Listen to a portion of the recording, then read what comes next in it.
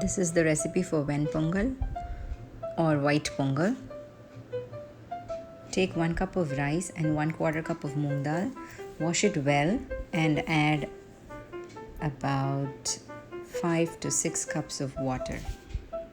Take a teaspoon of jeera, black pepper and ginger. If you have curry leaves, you could also take that. Add everything to the rice. Add some turmeric, asafoetida and salt. Mix everything well.